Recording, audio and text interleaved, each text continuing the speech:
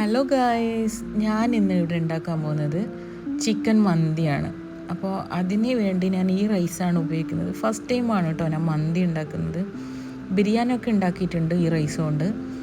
അപ്പോൾ നമ്മൾക്ക് ഈ റൈസ് ഒന്ന് വേവിച്ചെടുക്കാം. കുറച്ച് ഓയിലും സ്പൈസസ് ഒക്കെ ഇട്ടിട്ട് വേവിച്ചെടുക്കാം. പിന്നെ ചിക്കൻ വലിയ പീസ് തന്നെ കട്ട് ചെയ്ത് കൊണ്ടുവന്നതാണ്. പിന്നെ ഇതിനാവശ്യമായിട്ടുള്ള സാധനങ്ങൾ ക്യാപ്സിക്കം, കുരുമുളക്, ഏലക്കായ്, കറാമ്പ്, പച്ചമുളക്, ലെമണ്, പിന്നെ നമ്മുടെ മാഗി ക്യൂബ്സ്. ഓക്കെ, അപ്പോൾ നമ്മൾ വേറൊരു പാത്രത്തിലേക്ക് ചിക്കൻ ഇട്ട് വെക്കുക. പിന്നെ ഇങ്ങനെ കുത്തി ഓൾസ് ചെയ്ത് വെക്കുക.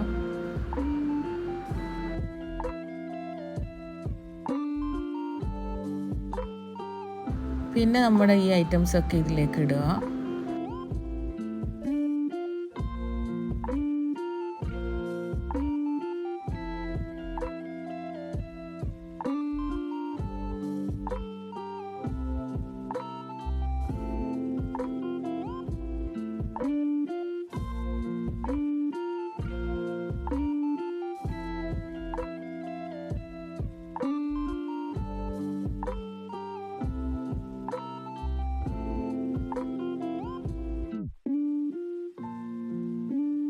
ഇതൊക്കെ ഇട്ടതിന് ശേഷം നല്ലോണം ഒന്ന് മിക്സ് ചെയ്ത് വെക്കുക.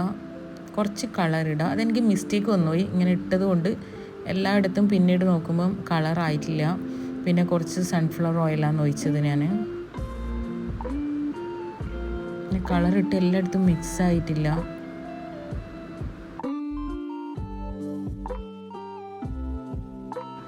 പിന്നെ ഇത് കുറച്ച് സമയം നമുക്ക് വേവിച്ചെടുക്കാം. ഓൾറെഡി നമ്മൾ റൈസ് ഇവിടെ വെന്തിട്ടുണ്ട്. പിന്നെ ടൊമാറ്റോ ചട്നി ഞാൻ ഉണ്ടാക്കിയിട്ടുണ്ട്.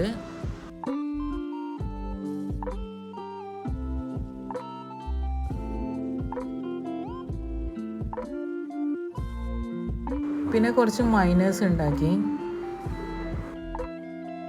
പിന്നെ നമ്മുടെ ചിക്കന് കുറച്ച് വേവലും റെഡി ആയിട്ടുണ്ട്.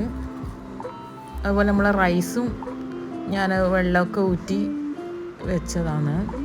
പിന്നെ അതിൽ നിന്ന് കുറച്ച് ഗ്രേവി ഞാൻ മാറ്റി വെച്ചു. പിന്നെ അതിൻ്റെ മേലെ റൈസ് ഇട്ട് പിന്നെ കുറച്ച് ഗരം മസാലേൻ്റെ പൊടിയൊക്കെ ഇട്ടു. കുറച്ച് പച്ചമുളകൊക്കെ കുത്തി വെച്ചു. ഇത് ദം ഇടാൻ വേണ്ടിയിട്ടാണ്.